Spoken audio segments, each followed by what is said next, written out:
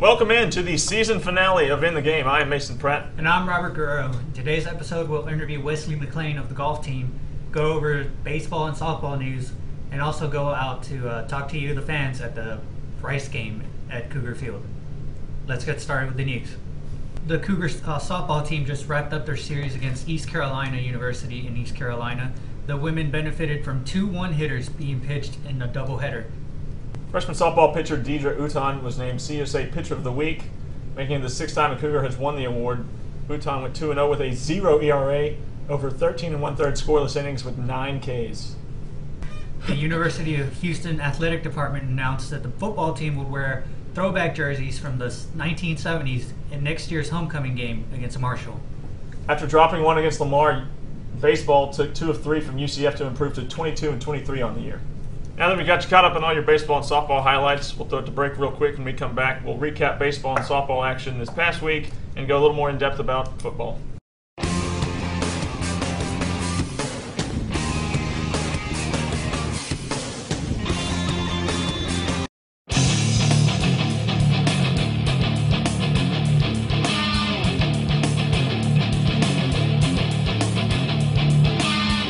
Welcome back. Let's start with a Cougar commentary about the baseball and softball teams winding up their seasons.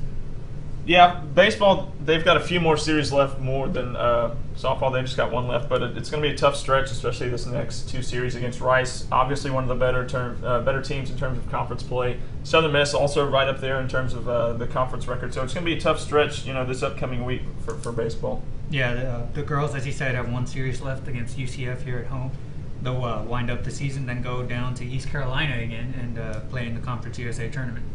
And hopefully they can end their just got back from Greenville, but they'll be happy to get there for conference play after just dominating kind of conference play in that regard. But like we were saying last week, I'm still looking forward to what this team can do in the postseason. Yeah, it's interesting to see 6 of the 12 pitchers of the week for Conference USA belong to a U of H player. Yeah. So we have a dominant. Yeah, like we were saying at the top, Deidre got her first Conference USA Pitcher of the Week award after just dominating in the series this past weekend against East Carolina, which was good to see because the last time she went out, she kind of got roughed up a bit against Texas State and lost 10-2. This is the first time that softball has had to have the run rule applied to them for the first time all year. But so it was good to see her come out and dominate, really, East Carolina. Yeah, also, Deidre has 1, Amanda Crabtree has 5, and Bourgeois, she deserves at least 1 because she's not too bad of a pitcher herself. So yeah, she that was the hype coming in, one of the first shows we had is look out for Donna Bourgeois for the national player of the year or something like that. And now you don't want to say she's playing second fiddle to Crabtree, but she's still doing an amazing job pitching. But just when you're behind someone so dominant as Crabtree, it's going to be hard to get the recognition you deserve. Yeah, all 3 of those pitchers deserve some kind of award at the end of the season. Oh, absolutely. Deidre, she's been kind of closing games out for him for the longest time for this year. So it was good to see her get a few starts because she's really the future. Bourgeois and Crabtree, they're going to be gone after this year. So I like that they're implementing her, getting her starts early so she can be used to it when come next year. Yeah, and hopefully she could contribute during the playoffs as well. And hopefully they can work their way into the Women's College World Series.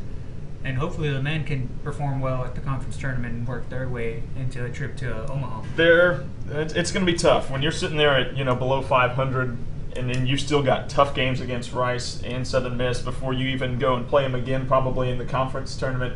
You are going to have to put on a huge run and impress a lot of people if you want any chance of going farther than you pretty much got to win conference, I guess, and then go on to regionals and things like that. Yeah, the student body needs to get out there to the Rice games and support the team and cheer against crosstown rival also. Yeah, this Rice series at home still a chance for the Cougs to win the Silver Glove series. They lost the first 2 earlier in the year. It was a tough stretch, Rice and then at TCU and then back at Rice. So it was tough to go back and forth like that. They lost both of those games, but still have a chance to win it if they can. I know it's a tall order, but if they can sweep Rice this weekend, then they can get it done. Anything is possible. So yeah. Let's talk about the news we talked about earlier.